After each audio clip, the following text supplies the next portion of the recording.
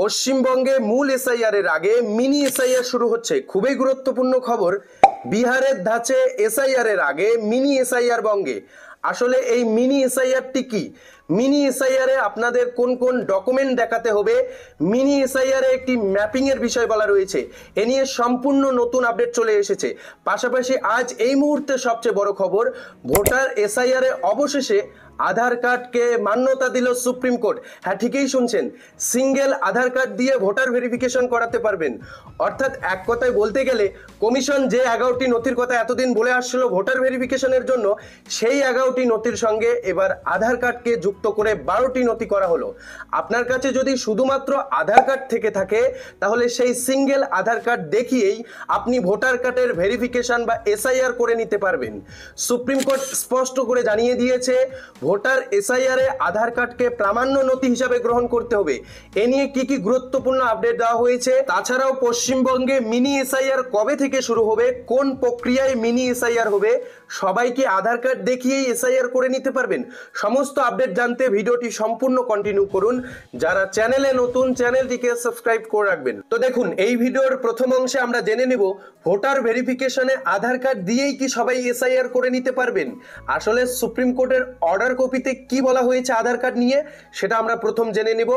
এরপর ভিডিওর দ্বিতীয় অংশে মিনি এসআইআর সম্পর্কে জানবো। তো দেখুন, সরাসরি অন স্ক্রিন আপডেটে বিহারে ভোটার তালিকার বিশেষ নিবিড় সমীক্ষায় ব্যক্তি পরিচয়ের প্রামাণ্য নথি হিসাবে আধার কার্ড ব্যবহার করা যাবে, স্পষ্ট করে বলা হয়েছে। সোমবার এসআইআর সংক্রান্ত মামলার শুনানিতে এমনই জানালো সুপ্রিম কোর্ট। অর্থাৎ সুপ্রিম কোর্ট কিন্তু ইতিমধ্যেই জানিয়ে দিয়েছে আসলে ভোটার তালিকার নথিতে আধার কার্ডকে জুড়তে বলল শীর্ষ আদালত।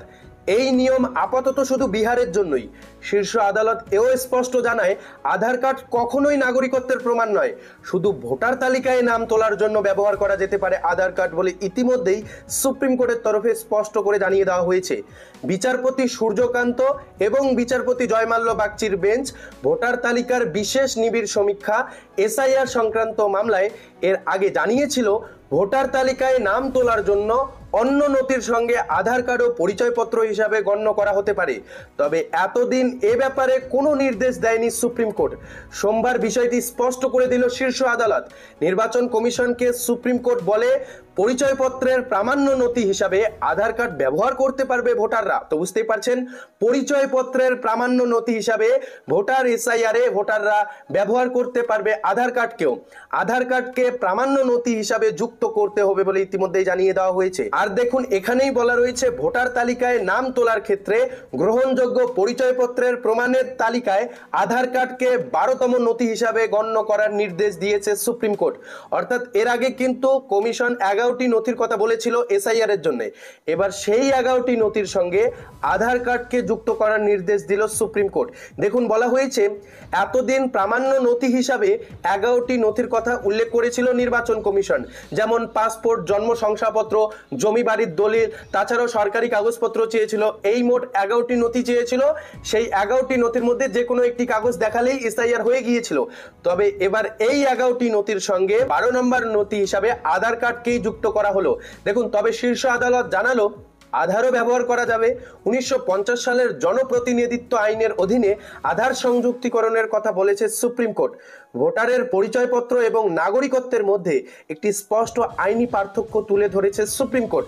বিচারপতি সূর্যকান্ত এবং বিচারপতি জয়মাল্য বাগচির বেঞ্চ জানায় কারো পরিচয় প্রতিষ্ঠা করার জন্য আধারের সাহায্য নেওয়া যেতে পারে, তবে ভারতের নাগরিকত্বের প্রমাণ হিসাবে ব্যবহার করা যাবে না। শীর্ষ আদালত বলে, আমরা স্পষ্ট করে বলছি আধার কার্ড নাগরিকত্বের প্রমাণ নয়, কেউ নাগরিকত্বের প্রমাণ হিসাবে আধার কার্ড দাখিল করতে পারবেন না। প্রসঙ্গত, কমিশন আগে যে 11টি নথির কথা বলেছিল তার মধ্যে অনেক নথিকেই নাগরিকত্বের প্রামাণ্য হিসাবে গণ্য করা হয় না বলে ইতিমধ্যেই জানানো হয়েছে। উল্লেখ্য, আধার আইনের 9 নম্বর ধারায় বলা হয়েছে আধার নম্বর ধারকের নাগরিকত্ব বা বাসস্থানের প্রমাণ হিসাবে গণ্য হবে না। অন্যদিকে 2018 সালে সুপ্রিম কোর্টের 5 বিচারপতির বেঞ্চ জানিয়েছিল আধার নম্বর কারো নাগরিকত্বের অধিকার অধিষ্ঠিত করতে পারবে না। সোমবারের শুনানিতে সেই বিষয়টি আবার একবার নিশ্চিত করেছে সুপ্রিম কোর্ট। এসআইআর সংক্রান্ত মামলার শুনানিতে বিহারের বিরোধী দলগুলির আইনজীবীরা বারবার সওয়াল করেছেন যে ভোটার তালিকায় নাম তোলার জন্য একমাত্র আধারকেই প্রামাণ্য হিসাবে ধরা হোক।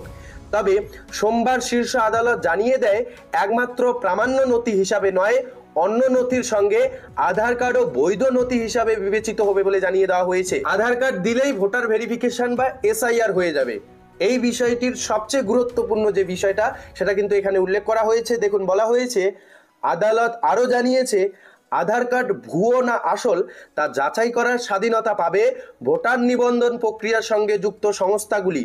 অন্য নথি যাচাইয়ের ক্ষেত্রে তা যেসব নিয়ম অবলম্বন করে এক্ষেত্রেও তা করতে পারবে। শুনানিতে কমিশন জানিয়েছে আইনি বিধি মেনে আধারকে পরিচয়পত্রের প্রামাণ্য নথি হিসাবে বিবেচনা করতে হবে বা করবে তারা। এই আপডেট থেকে আপনারা স্পষ্ট বুঝতে পারলেন আধার কার্ড দিয়ে এসআইআর হবে, এটা ঠিকই সুপ্রিম কোর্ট জানিয়ে দিয়েছে 11টি নথির সঙ্গে আধার কার্ডকেও যুক্ত করে 12টি নথি করা হবে ভোটার এসআইআর এর জন্য। তবে সেই নির্দিষ্ট ব্যক্তির আধার কার্ড ভুয়ো নাকি আসল সেটা যাচাই করার পরেই কিন্তু তার আধার কার্ড দিয়ে এসআইআর হবে, অর্থাৎ সমস্ত নিয়ম নীতি মেনেই আধার কার্ড গ্রহণ করা হবে বলে জানিয়ে দেওয়া হয়েছে। তো এবার আমরা দেখে নিচ্ছি মিনি এসআইআর নিয়ে কি আপডেট উঠে এসেছে। এবার দেখুন ইতিমধ্যেই মিনি এসআইআর নিয়ে যে আপডেট উঠে এসেছে, মিনি এসআইআর কি এবং কোন প্রক্রিয়ায় এই মিনি এসআইআর হবে, কবে থেকে এই মিনি এসআইআর। দেখুন, এ রাজ্যে অর্থাৎ পশ্চিমবঙ্গে ভোটার তালিকায় বিশেষ নিবিড় সংশোধনের এসআইআর এর কাজ শুরুর দিনক্ষণ এখনো চূড়ান্ত হয়নি। তবে তার আগেই গত এসআইআর এর তালিকার সঙ্গে সর্বশেষ ভোটার তালিকা মিলিয়ে দেখার কাজ শুরুর নির্দেশ দিল জাতীয় নির্বাচন কমিশন। বিশ্লেষকদের একাংশের ব্যাখ্যা এ কার্যত মূল এসআইআর এর আগে মিনি এসআইআর এর মতোই, কারণ এতে খড়ের গাদা থেকে সূচ খোঁজার মতো কোটি কোটি ভোটারের মধ্য থেকে মৃত, অযোগ্য এবং ভুয়ো ভোটার সহজে চিহ্নিত করতে বেশি সময় পাওয়া যাবে। দেখুন, এই আপডেটেই বলা হয়েছে 10ই সেপ্টেম্বর পশ্চিমবঙ্গ সহ দেশের সব মুখ্য নির্বাচনী আধিকারিকদের অর্থাৎ সিওদের বৈঠক ডেকেছেন দেশের মুখ্য নির্বাচন কমিশনার। তার সঙ্গে অপর 2 নির্বাচন কমিশনার সহ কমিশনের বাকি আধিকারিকেরাও থাকবেন। অর্থাৎ 10ই সেপ্টেম্বরের ওই বৈঠকে কমিশনের বাকি আধিকারিকেরাও উপস্থিত থাকবেন। মনে করা হচ্ছে এ রাজ্য তথা গোটা দেশে এসআইআর শুরুর আগে সম্ভবত সেটাই মুখোমুখি শেষ প্রস্তুতি বৈঠক। সেখানে এ রাজ্যের সিওকে গত এসআইআর এর সঙ্গে এখনকার ভোটার তালিকার ম্যাপিং তথ্য তুলে ধরতে হবে। কিন্তু কি এই ম্যাপিং বিষয়টা কি সেটা এবার জেনে নিন। কমিশন কর্তাদের একাংশ জানাচ্ছেন এ রাজ্যে শেষবার এসআইআর হয়েছিল 2002 সালে, অর্থাৎ পশ্চিমবঙ্গে শেষবার ভোটার তালিকার সংশোধন বা এসআইআর হয়েছিল 2002 সালে। দীর্ঘ 23 বছর পরে আবার তা শুরু হওয়ার মুখে 2025 সালে এসে ফের এসআইআর শুরু হতে চলেছে পশ্চিমবঙ্গে। এই 23 বছরে 2002 সাল থেকে নিয়ে 2025 সাল, এই 23 বছরের মধ্যে অনেক ভোটার তালিকাভুক্ত হয়েছে, আবার বাদও গিয়েছে অনেক। চলতি বছর সর্বশেষ যে ভোটার তালিকা প্রকাশিত হয়েছিল তার সঙ্গেই মিলিয়ে দেখা হবে 2002 সালের এসআইআর এর প্রকাশিত ভোটার তালিকা। বিহার এসআইআর এর আগে একই কাজ হয়েছিল, তাতে অন্তত 70% ভোটারের ম্যাপিং ইতিবাচক ছিল। ফলে এসআইআর চালুর সময়ে চিহ্নিত ওই 70% মানুষ কমিশনের যে আবেদনপত্র জমা দিয়েছিলেন তা নিয়ে আলাদা যাচাই বা প্রমাণ চাইতে হয়নি। সেই ভোটারদের নাম দ্রুত এসআইআর এর মূল তালিকাভুক্ত হয়ে গিয়েছিল এমনিতেই। বাকি 30% ভোটারের আবেদনপত্র যাচাই হয়, দাখিল করতে হয় উপযুক্ত নথিও, সময় নিয়ে সেই সংখ্যক ভোটারের আবেদন খতিয়ে দেখে খসড়া তালিকা প্রকাশ করা হয়। একই পদ্ধতি হবে এ রাজ্য সহ গোটা দেশেই। তো বুঝতেই পারছেন এই ম্যাপিং বিষয়টা কি কারণে এই ম্যাপিং এর তথ্য দিতে বলা হয়েছে। দেখুন, এখানেই বলা রয়েছে, তথ্য বলছে এ রাজ্যে 2001 সালের জানুয়ারিতে সাধারণ যাচাইয়ের পরে প্রকাশিত ভোটার তালিকায় নাম ছিল প্রায় 4.82 কোটি মানুষের। তারপরেই হওয়া এসআইআর এর তালিকা প্রকাশ পায় 2002 সালের জানুয়ারি ফেব্রুয়ারিতে। আগের তালিকা থেকে প্রায় 24 লক্ষ নাম বাদ গিয়ে এসআইআর এর তালিকায় ভোটার সংখ্যা হয় প্রায় 4.58 কোটি। চলতি বছর সাধারণ যাচাইয়ের পর গত জানুয়ারিতে প্রকাশিত কমিশনের তালিকায় এ রাজ্যে ভোটার সংখ্যা প্রায় 7.64 কোটি। অর্থাৎ শেষ এসআইআর এর পরে গত 23 বছরে প্রায় 3 কোটি ভোটার তালিকাভুক্ত হয়েছেন। বিশেষজ্ঞদের মতে এই সূত্রে কম বেশি 60% ভোটারই কমিশনের প্রস্তাবিত 2 তালিকার ম্যাপিং এর চিহ্নিত হয়ে যাবে। ফলে তাদের নতুন তালিকাভুক্ত করতে বেশি সময় খরচ হবে না কমিশনের, যাচাই হবে বাকি সংখ্যক ভোটারের। এক কর্তার কথায় 2002 সালের এসআইআর তালিকায় কোনো ভোটারের যে ঠিকানা ছিল পরে তা বদল হলেও সমস্যা নেই, কারণ নামটা অভিন্ন। তাতে পুরনো ঠিকানার প্রমাণ জোগাড়ে ব্যস্ত হতে হবে না সংশ্লিষ্টকে। আবার 2002 সালের তালিকায় নাম থাকা যে ভোটারদের পরে মৃত্যু হয়েছে অথচ এখনো নাম থেকে গিয়েছে এখনকার ভোটার তালিকায়, তাদেরও চিহ্নিত করা যাবে সহজে। কারণ এসআইআরে দেওয়া আবেদনপত্র ভোটারকেই ভর্তি করতে হবে, মৃত ভোটারদের পক্ষে তা করা সম্ভব নয়। এখন সারা বছর ভোটার তালিকায় নাম তোলা এবং সংশোধন সম্ভব। ঘটনাচক্রে গত 1 মার্চ থেকে 31 মে পর্যন্ত যে সংখ্যায় রাজ্যে ভোটার আবেদন ছিল, 1 জুন থেকে 7 আগস্ট পর্যন্ত তাই বেড়েছে বিপুল হারে। তীব্র বৃদ্ধি হয়েছে সীমান্তবর্তী জেলাগুলিতেও। আবার জনসংখ্যা বৃদ্ধির সঙ্গে ভোটার বৃদ্ধির হার তুলনা ইলেক্টর পপুলেশন রেশিও সংক্রান্ত কমিশনের অভ্যন্তরীণ সমীক্ষায় ধরা পড়েছে। জনসংখ্যা বৃদ্ধির নিরীক্ষে গত 13 বছরে ভোটার বৃদ্ধির হার পৌঁছেছে প্রায় 164%। এসবের পুরোটাই অসাধু বলে ধরে নেওয়া ঠিক না হলেও উভয় বৃদ্ধির হারকে স্বাভাবিক বলেও মনে করছে না বিশ্লেষকদের অনেকেই।